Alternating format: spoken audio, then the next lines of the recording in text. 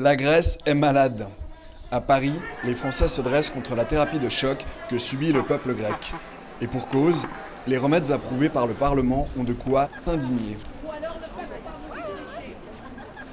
On voit qu'Athènes est en feu, qu'il y a un taux de chômage de plus en plus important.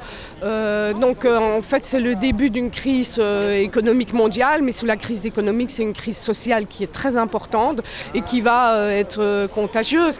150 000 fonctionnaires licenciés, 22% de réduction du SMIC, l'avenir n'est pas rose. La Grèce, c'est le laboratoire de l'Europe.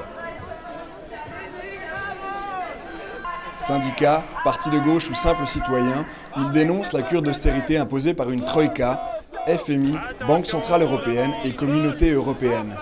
Et pour eux, une alternative est possible.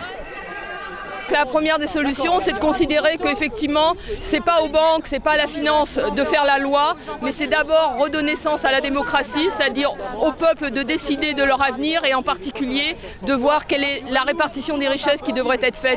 Solidaire de la Grèce, la France s'attend elle aussi à subir le même régime minceur.